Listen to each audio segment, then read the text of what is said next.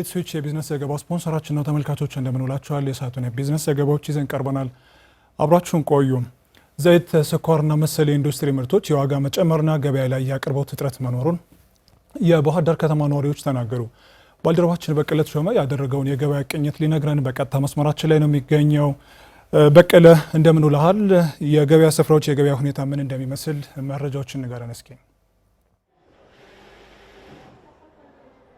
አመሰግናለሁ። እንግዲህ እንደሚታወቀው ከሰሞኑ በኢንዱስትሪ ምርቶች በዋናነት በዘይትና በስኳር የዋጋ ጭማሪ ማድረጉ ይታወቃልና እኛም የዚህ የገበያው ሁኔታ ምን ይመስላል የሚለውን በባህር ዳር ከተማ በተለያዩ አካባቢዎች ተዘዋውረን ቅኝት አድርገናልና ባደረግነው ቅኝት መሰረትም እንግዲህ ከዘይት አኳያ ከአቅርቦት በተለይ ከውጭ የሚገቡ ዘይት የለም አሁን ሙሉ ለሙሉ ማለት ይቻላል። በሀገር ውስጥ የሚመረቱትም ቢሆን ደግሞ በየደረጃው በ10 ሊትር በተለይ በ5 ሊትር የዚያን ያክል ጥረት እንዳለ ነው የተመለከት ነው። ስኳርም ቢሆን ከዚህ ቀደም ከነበረው ዋጋ እንደጨመረ እኛ ተመልክተናል። አስተያየቱም እንደዚሁ ተቀብለናል። በተለይ ሸማቾች አሁን ላይ ወደ ገበያው ለመግዛት ከዚህ ቀደም ሲጠቀሙበት የነበረውን ዘይት ለመግዛት ይመጡና ነገር ግን ሲያጡት የማይፈልጉትን ወይም ደግሞ ገበያ ያለውን ለመግዛት እንደተገደዱ ነው የነገሩን። ከዚያ ውጭ ደግሞ የባህር ዳር ከተማ ስራ ንግድና ገበያ ልማት መምሪያ ያወጣው ዋጋ አለ። በዛ መሰረት አይደለም የሚሸጠው፣ ከፍ ተደርጎ ነው የሚሸጠውና ይሄ ለምን ሆነ የሚለውን ደግሞ ነጋዴዎችን ጠይቀን ነበረ።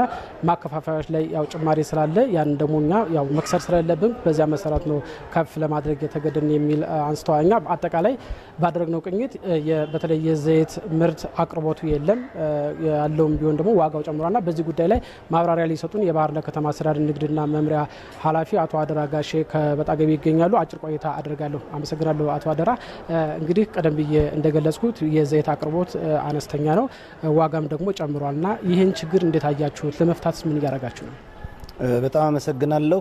እንደሚታወቀው በደሞዝ ጭማሪ ጋር ተያይዞ በተለይ ከውጭ የሚገቡ ምርቶች ላይ የዘይት ምርት ላይ ነው መጠነኛ ጭማሪ በመደረጉ ምክንያት ወደ ነበረበት እንዲመለስ ባደረግነው ክትትልና ቁጥጥር አብዛኛው ተሽጧል። የተወሰነው ደግሞ የደበቁም ሊኖሩ ይችላሉ። ገበያ ላይ አሁን የለም ከውጭ የሚገቡት። ነገር ግን ይህን የሚተካ የሀገር ውስጥ ምርት አለ። ፊቬል አለ፣ አባይ አለ፣ ዩኒሰን አለ፣ ሌሎችም ምርቶች አሉ። እነዚህ ምርቶችን ማህበረሰቡ ሊገዛ ይገባል። የሌሉት እነዚህ ኦማር፣ ኦርኪድ እና ሰንፍላወር የሚባሉ ናቸው። እነዚህ ደግሞ የደሞዝ ጭማሪ ተጨመረ ተብሎ እንደተነገረ አውቶማቲካሊ ምክንያታዊ ያልሆነ ጭማሪ ነው የጨመሩት። ከዚህ ጋር ተያይዞ እርምጃ ወስደን ሽጠናል እና ምክንያታቸውን ነጋዴዎች ስናነጋግር አዲስ አበባ ላይ ጨምሯል፣ የለም ጠፋ ነው የሚሉት። እኛ ደግሞ በዚህ መንገድ አይደለም እየተረዳ ነው ያለ ነው። ሆኖም ግን የጨምሮም ከሆነ በትክክል እንድንተማመን ደረሰኞች መቅረብ አለባቸው።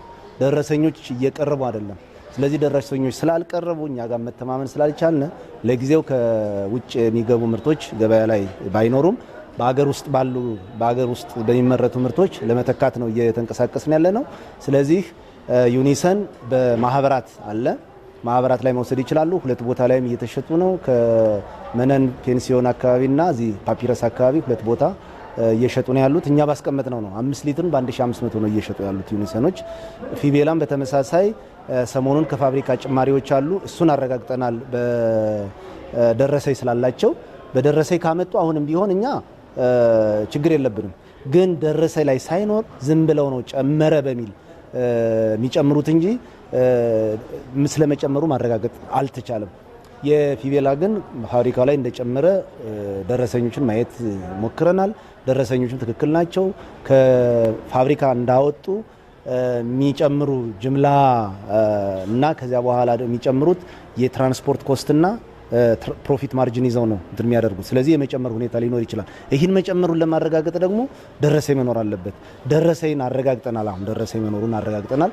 በደረሰኙ መሰረት ከሆነ ትክክል ነው። ከዚያ ውጭ ግን ያለ ደረሰኝ ጭማሪ አዲስ አበባ ላይ ስላለ ነው ጭማሪ እዚህ ላይ ስላለ ነው የሚል ግን ተቀባይነት የለውም። በተለይ ከዚህ ላይ ማህበረሰቡ የሚፈልጉት የምርት አይነት አለና ያንን ሌላ የግድ ግዛ ላይ ይባል ይችላል ያለውን መግዛት ይኖርበታልና ወይም ደግሞ የሀገር ውስጥ እንዲጠቀሙ ግንዛቤ መፍጠር ሊጠይቅ ይችላልና ቀጣይ አሁን ይህን ችግር እንዴት ነው ለመፍታት ያሰባችሁ? ባጭሩ እንዲገልጹ። እንግዲህ ማህበረሰቡ ይህን ከዚህ በፊትም ሲጠቀም ነው የነበረው። አሁንም በዚህ ልክ ነው መጠቀም ያለበት ብለን እናስባለን። ፊቬላም አለ፣ አባይ አለ፣ ቶፕ አለ፣ ዩኒሰን አለ። ይህን መጠቀም ነው ያለበት። ይህ አስከየት እንደመጣ ምንድነው ለመጠቀም ምንድነው ያመጣው ለውጥ ምንድነው? ገበያ ላይ እንዳይውል የተከለከለ ነገር የለም። ዘይት ነው፣ የተለየ ነገር የለም። ሰው በፍላጎቱ ከራሱ ፐርሴፕሽን ነው እንጂ ዘይት ሁሉም እኩል ነው። ስለዚህ የሀገር ውስጥ ምርት ላይ እንዲያውም ትኩረት አድርጎ የሀገር ውስጥ አምራቾች እንዲበራከቱ ነው ማድረግ ያለብን። በተለያየ ምክንያት በተለያየ ጊዜ የተለያየ ምክንያት እየጨመረ ከውጭ የሚገቡ ምርቶች እንደፈለገ ከማድረግ ይወጣል፣ ከመበዝበዝ ይወጣል። ስለዚህ በዚሁ አጋጣሚ ለህብረተሰቡ ጥሪ ማስተላለፍ ፈልገው ሀገር ውስጥ በሚመረቱ ምርቶች ላይ እንዲጠቀም ነው። እኛም በምናገኛቸው አጋጣሚዎች ሁሉ ይህን እናስተላልፋለን። ማህበረሰቡ አሁን በስፋት እንዲያውም የሀገር ውስጥ ምርት ላይ ነው እየተሳተፈ ያለው። ስለዚህ ይህን ለማድረግ ዝግጁ ነን። በማንኛውም ቦታ ሸማች ህብረት ስራ ማህበርም አለ፣ ቀበሌ 12ም አለ፣ ፋሲሎ ወይም ዋናው ገበያ ማዕከል እንቁ አዳራሽ ላይ እነዚህ ምርቶች አሉ፣ መጠቀም ይችላሉ። እኔም አመሰግናለሁ። የዛሬው ቅኝታችን ይህን ይመስል ነበረ። ሌሎች መረጃዎችን ደግሞ አቀናብረን በማታዊ ዜና ወጃችን የምናቀርብ ይሆናል። አመሰግናለሁ። በቅለት ሸመላ ደረስከን መረጃ ከልብ እናመሰግናለን።